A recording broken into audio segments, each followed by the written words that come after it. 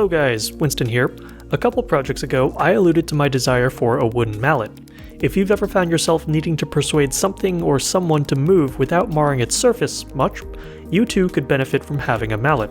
So today, I'm going to show you how I made mine, where I think it can be improved, and open it up to you guys to see where I might have missed any critical design elements since, of course, I have no idea what I'm doing. Let's get started.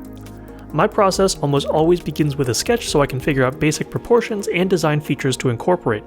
For this mallet, I wanted to use 3 layers of wood to create the thickness of the mallet head and use wedges to affix the handle. I would be using 3/4 inch Purpleheart and maple stock for this mallet. I know that with a CNC and a laminated design, you really don't need wedges. You could design in some sort of interlocking features that would never allow the handle to slide out, but I really like what you can do visually with the wedges and end grain. If you couldn't tell, I'm in woodworking mode for this project, not machinist mode. Since mallets are swung in an arc, I noticed that they often have tapered heads so that blows land flat. Anywhere from 2 to 5 degrees per face seems to be acceptable. To preemptively head off any issues with internal corner radii and having the mallet head seat flush on the shoulder of the handle, I planned on the core layers of the mallet having a pre-formed radius to match the handles. And with that, it was time to head to fusion. I started by modeling one of the outer faces of my mallet head. This would establish the overall size for everything else. I went with a head that was 5 inches long and 3 inches tall. I thought that those proportions looked pretty good. On the outside edge, I put a 3.5 degree angle. I extruded that sketch out and started on the middle layer. I partitioned off a subset of the mallet head profile for each half of this layer, leaving a 1-inch channel in the middle for the handle. On the interface, there would be a 2 degree taper so that the wedges could expand the handle. I also added a pocket that I could fill with metal BBs for extra mass. The handle itself needed to be designed to allow for an 1/8 inch end mill to create the slots for the wedges. I targeted a slot width of 0.15 inches so that I would have clearance to do a finishing pass later. The visible portion of the handle would be wider to create a shoulder for the mallet head to rest against. I also sketched in what I thought would be a reasonably ergonomic profile using splines. I transferred these to the handle with an extruded cut. The wedges are just a simple sketch with a 2 degree taper extruded out. And for the purposes of seeing a more representative model of the final mallet, you can sprinkle in a bunch of chamfers to make it look nice.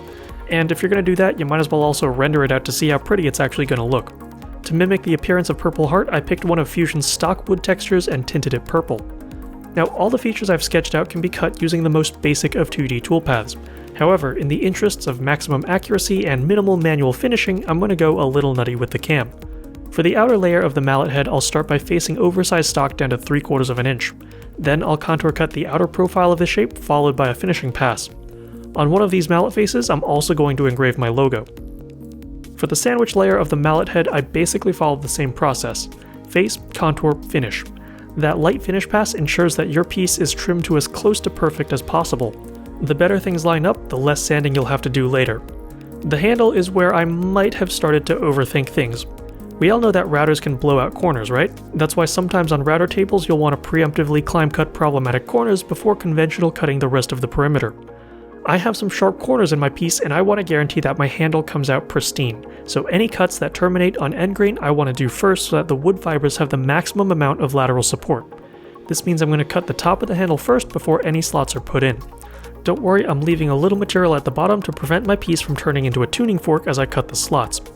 The left edge of my handle, where the shoulder flares out, is also a potentially problematic corner, so I'm doing that as its own separate contour. With the risk of blowout minimized, I contoured out everything else. Now, the wedges are a little tricky. I initially thought I could cut them standing up using some good-sized tabs or even an onion skin, but that didn't seem like a great method. What I ended up doing was flipping the part on its side and 3D carving out the wedge. I had some thin pieces of Purpleheart for this that had been resawed, so this method would actually waste very little material. These wouldn't be a perfect match for my handle slots, but you're never going to see the rounded tip of these because they'll be embedded in the mallet head, and you'll never see the ends because they're left proud to be sanded off later. Alright, that's all we need to post some G-code. Let's go to the garage. The Purpleheart I'm starting out with has a rough finish on both sides, so before doing anything I'm going to flatten it with a 1-inch surfacing bit. Next, I'll load up the 1/8 inch long reach end mill that'll do most of the work for this project. Now, you'll notice that during the facing operation, the surface finish on my Purpleheart is a little bit rough. That's because the end mill was plunging over 3 times deeper than I'd expected and I was getting a little machine deflection. I thought that my model was 3/4 of an inch tall, and after my initial surfacing, my Purpleheart stock was 0.77 inches thick. When I was modeling this mallet a few weeks ago, I thought I didn't have Purpleheart thick enough to do 3/4 inch layers, so I modeled them as 0.7 inches. Instead of facing my stock down by 0.02 inches, my poor end mill was doing 0.07 in a super dense wood. Whatever, I could sand it flat later. I got through that operation and proceeded to run the same toolpath again to make the other outside layer. And here's a tip for work holding Purpleheart: don't be conservative with double-sided tape.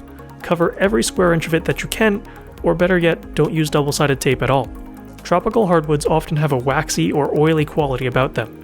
It helps protect the wood in high moisture environments, but it also makes it really difficult to stick things to them. So my second mallet layer separated from the wasteboard just as I was finishing the cutout. That made it really easy to figure out which one of these I would be engraving.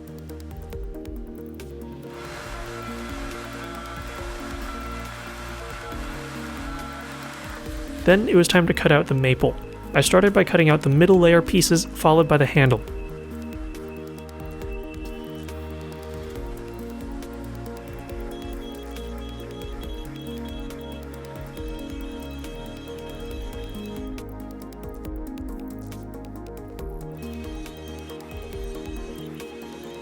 Much less drama here. And finally, I slapped on a piece of Purpleheart, having not learned my lesson about tape.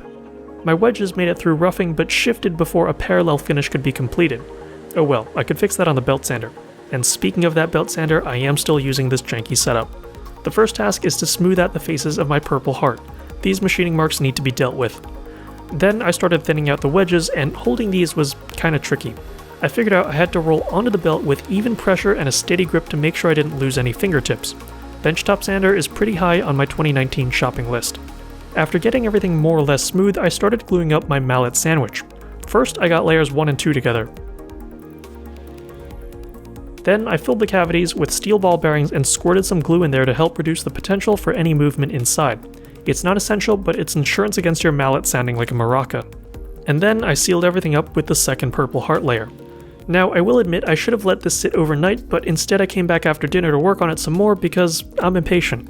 With the exterior glue dry enough to work around, I chamfered the edges of my mallet head on the belt sander and installed the handle, which at some point had been run through the router table to soften its edges.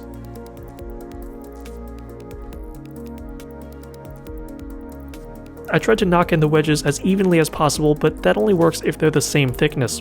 Since I'd manually sanded them, this was a bad assumption, as you can see in the finished product. The wedges are just ever so slightly asymmetric. That was one of many short-sighted decisions I made in this project, and I'll touch on the rest later on in the video. I came back to sand flat the top of the handle and also add a chamfer that I'd forgotten to add in earlier. And finally, it was time for the payoff shot, applying finish. Since this thing is going to get beaten up, I don't want to use a hard finish that could crack or peel over time. Oil is the best option here. I applied a healthy dose of mineral oil over the entire thing and set it aside to dry, and by this point I was already pretty pleased with it. But just to give the finish a little more durability, I rubbed in some paste wax. Once buffed out, this gives the wood just a little more resistance to finger oil and grime. The finished mallet weighs about 650 grams and is so top heavy that it'll sit on one of its faces with the handle elevated off the table. Unless you really need the mass, I think a version of this mallet without the steel ball bearings would work just fine since Purpleheart is already so dense. As both a learning experience and a project, I am super pleased with the end result. But that being said, there are numerous places for improvement in both my design and process. Design-wise, I should have let the handle extend past the top face of my mallet head so that it could be cut flush. Here, it doesn't quite reach the top face of my mallet, although I could have gotten it flush with just a little more sanding. Again, that's my impatience showing through. My slots for the wedges did not need to be the full height of the mallet head. You can actually see them from underneath if you look closely enough, and it makes that spot weaker than it needs to be. I fixed that in my CAD model for next time. In handling my mallet, and by handling I mean failing miserably to look cool, I discovered that the butt of the handle could use a little extra thickness. I like the way this neck feels in hand, but I just don't feel like I have the same degree of positive grip at the bottom, so future mallets will sport a wider handle with deeper contours. Process-wise, I also could have done a lot better. Biggest thing I need to be aware of when sanding dense hardwoods is belts. They get clogged really fast, and if your belt stops abrading and starts rubbing, you get burn marks on your wood. Investing in one of those sandpaper cleaning sticks would have been really smart here. Also, remember how I mentioned that tropical hardwoods are oily and hard to stick to things? That doesn't just apply to double-sided tape, it also applies to glue. In addition to letting the wood glue dry overnight before trying to install the handle, I should have also scuffed up the faces to be bonded with coarse sandpaper to promote adhesion.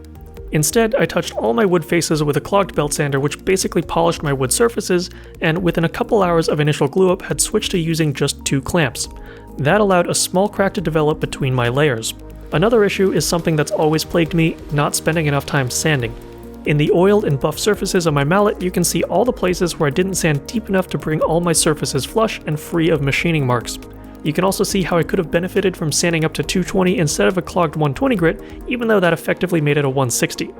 Bottom line, I could have gotten an almost glossy finish with just a little more effort. And lastly, because of my manual beveling of the edges, some of them have an almost rounded look. That's from me not holding the head at a consistent angle when sanding. Next time, I'll let the CNC do the chamfering.